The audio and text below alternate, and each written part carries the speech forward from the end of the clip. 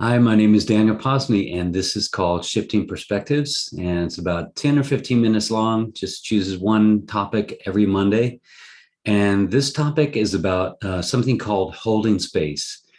And if you hang out with people that are working on themselves, self discovery, inner work, that kind of thing, you'll eventually hear the term holding space. And it's a really important skill to have because not only will you need to do that for somebody, but invariably you'll need to have that done with you. And it's really good to know how it's done in a healthy way, so you could practice that yourself, and then you could help the other person hold space for you. And it kind of turns out to be with you saying something like, what I need from you right now is just to listen.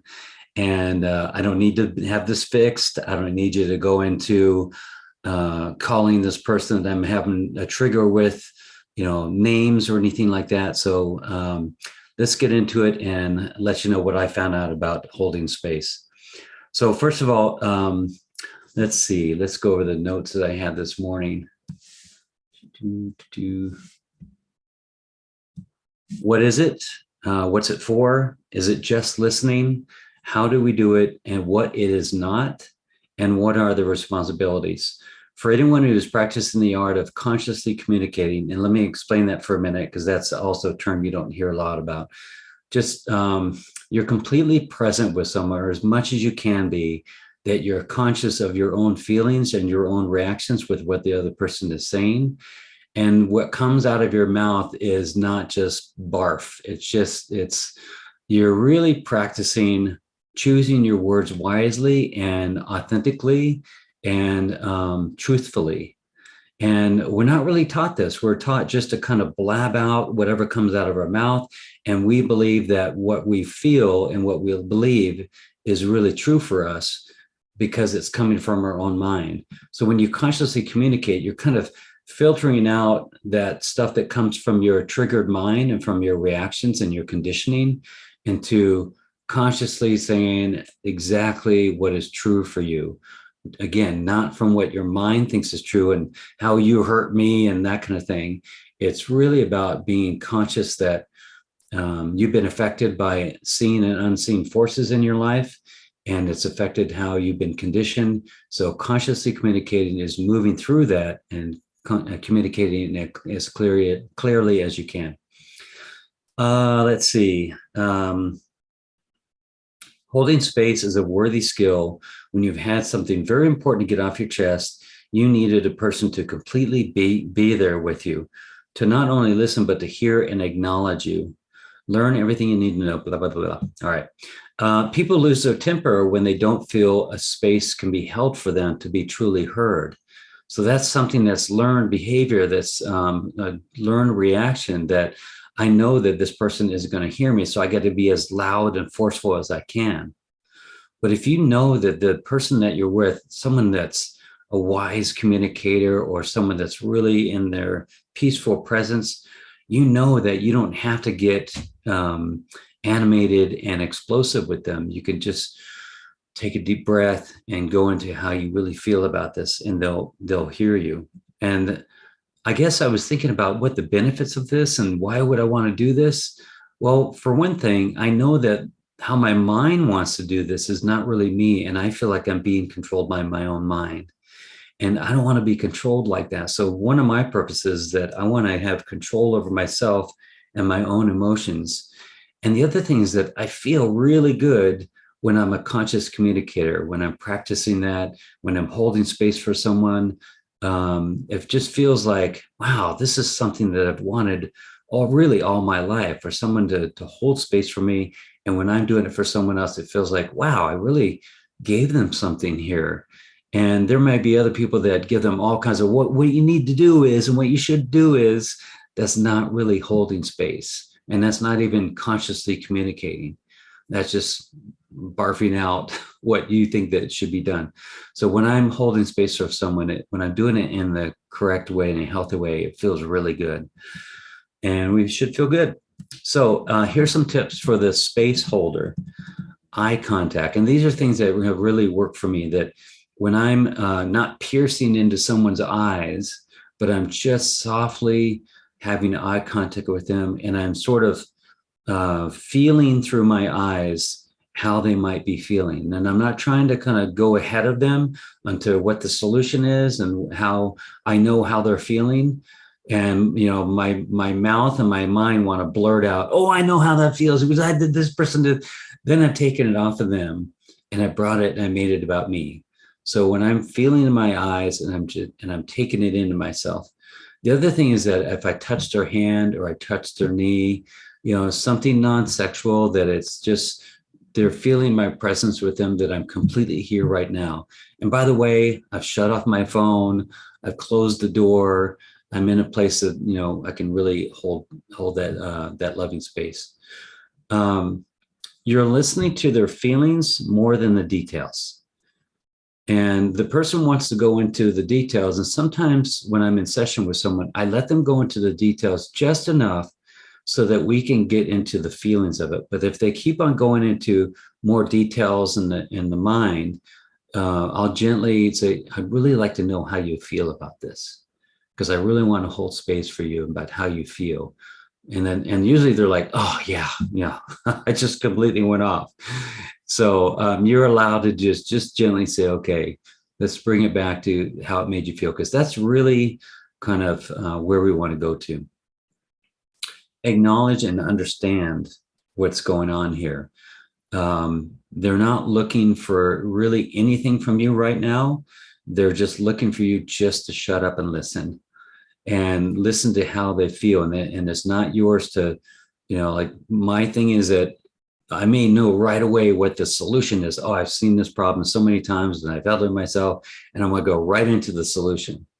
But that's not what is being asked for right now. What's being asked for is just to hold loving space. Just shut up and listen. That can be challenging when you're right on it.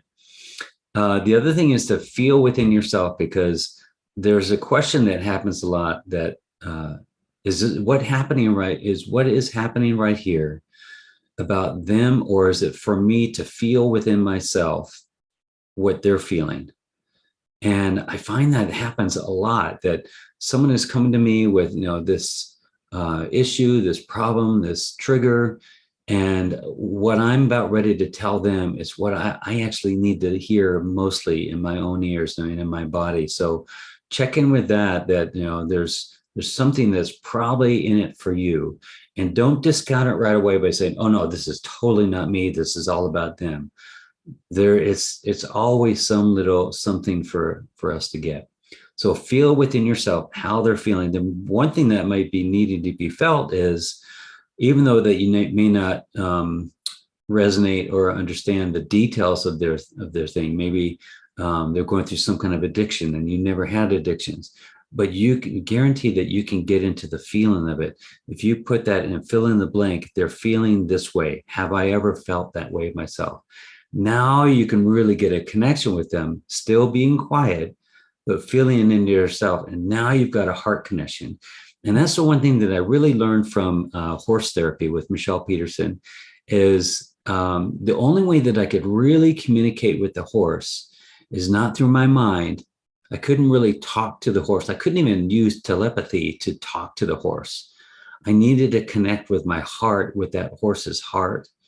And it wasn't until I completely let go, completely got into my heart, that that horse connected with me, and I could have that horse do anything in the corral.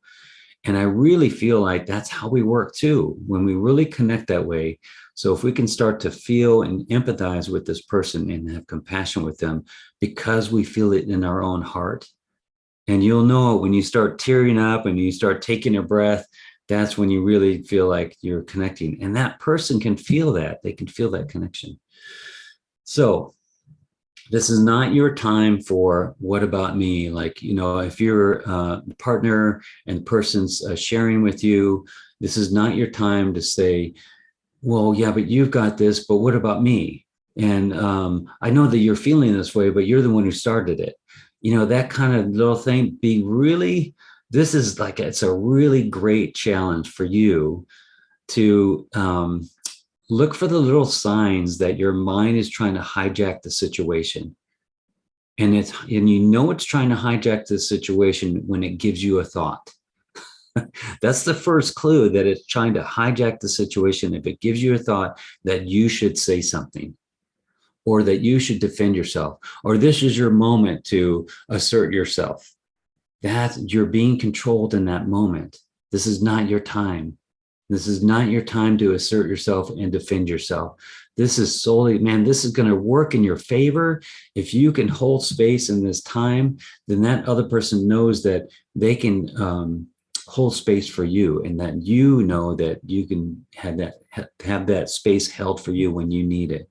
But if there's this back and forth kind of thing, that never really works, and it builds up resentment.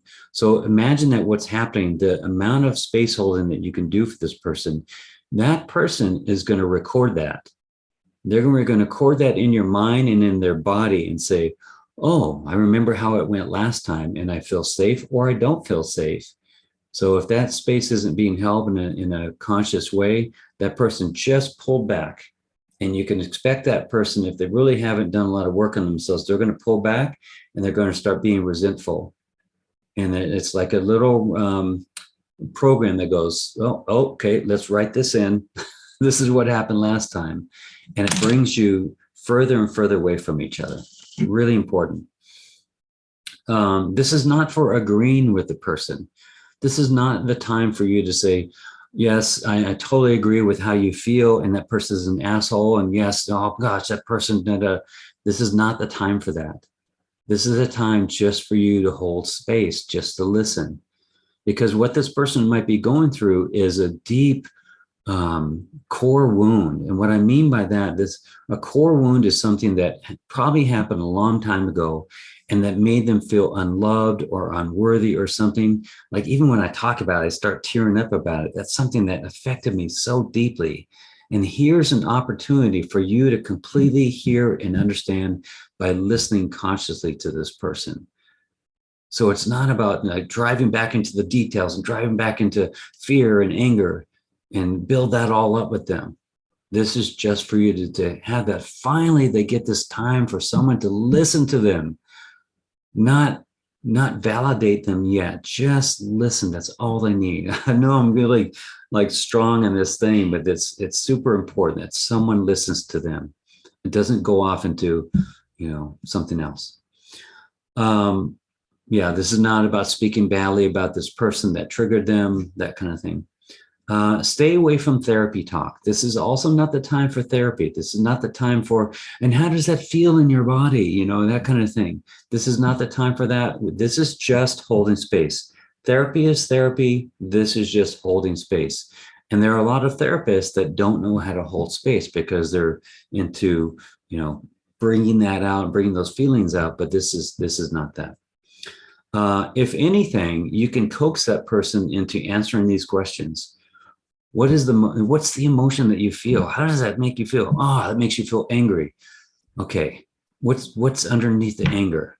And I know this kind of a fine line into it for it to sound like therapy, but you're genuinely interested in finding out how they feel because you're starting to feel this within yourself. So beneath the anger, there's this fear of worry, or this feeling of fear that you're going to lose something, or something's there. Oh, okay. And then you just shut up again, and you just allow them kind of expand on that. The other one is that you can ask them, where do you think this originated from? And then I'll say, well, it's from this asshole over here. I know, but is there something that goes back earlier? Don't say childhood. Say if it's something that happened before that. What's the feeling? I really want to know what the feeling is. So you don't have to do this. It's really optional if it's starting to feel good, like that person is open to doing that, or if you've worked with this person before. But this is not one that you want to just dive right into, because it's a fine line beside and upsetting the person and saying, what are you doing right now? I don't need therapy right now. So it's just be really careful with that one. So the speaker, the person that needs the space held for them, the first thing you need to do is ask for what you need. Yeah, like the other day, I had something happen where I was feeling overwhelmed, and I can get that where I just feel like there's too much and there's too much ahead of me. So I'm feeling like um, I'm going to do this, and I'm going to have to do that, and I'm going to have to do that, and I got this other thing, and I start feeling overwhelmed. So what I needed to do is say, I just need to take a break. Can I just take a break, just in between this thing and the next thing that we're doing? Can we just take a moment? And then, the question was, well, away from me? No, not away from you. Just doing nothing. So that was the first thing. And then me as the speaker, I want to have eye contact with the person too, because when I have eye contact, I engage with that person, and I'm inviting them into my heart. I'm inviting them in to my conversation, into how I feel. And if I'm looking off like this, I'm off in thought. But if I'm looking at them, I can really engage with them, and this eye contact thing, really gets into a soul to soul connection. Speak clearly. So you don't have to speak so quickly like I'm doing right now. You can take a breath, and you can say, I just need a moment. Drop your shoulders. Just let the feeling wash over you. And that's when you really get to some good stuff, is when you just take a break and you feel into it. Give yourself a moment. It doesn't have to be you spitting out everything as quickly and profoundly as you can. Stay with the feelings as much as you can. The mind is gonna get lost into the details of things, but then always bring, and how that made me feel was, and then you express your feeling. Remember that this is your trigger, so remove the blame about anyone else. And it may be like, if it's the trigger with the person that's holding space with you, they may feel like the blame is being pointed to them. Make sure that you take the blame away from them right away and sincerely. This is not about you. I'm owning this trigger right here. Now it's their trigger or their reaction to work on, should they get a trigger by your trigger. But that's not your responsibility right now. Is for you to hold space and make sure that they know that this is about you. So really important that is communicated with that person, because it can get lost and that person can lose the ability to hold space with you. So it's kind of on you as the speaker to make sure that you're having this container too, that is not getting lost in that, and you're clear about this trigger is mine, and where this comes from is this. It's not because of something that you did, it's because how I felt about something that you did. This is totally mine. So it needs to be really clear that that's communicating. And then what is the emotion? So the reason why I had this trigger, the reason why I'm upset right now is because I felt this. Or you don't have to say, when you did this, I felt this. You could just say, this is how I'm feeling right now. I'm feeling overwhelmed, and I feel like I'm not going to be able to get everything done. And I feel like it's too stressful. And then you can look into it. Like, what I tend to do as much as I can is, before I get into the having the space held for me and I get into that conversation, I spend some moments with my eyes closed and say, okay, I'm feeling overwhelmed, I'm feeling stressed out. What's this about? How's this making me feel? I'm not going to be able to contain this, or this is going to be too much.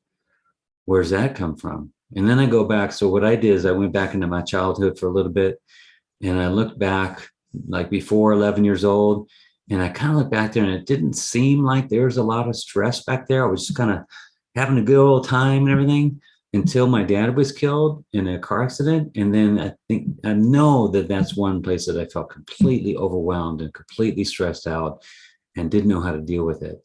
And there wasn't a lot of support in the right ways to help work with that. And I know that may be the first instance. So that's where I went. And then I felt that feeling about being overwhelmed. So that's the process of holding space. So if you want to hear more about this, just play the recording again, because that's all I got. That's just practicing this. You get better and better at it.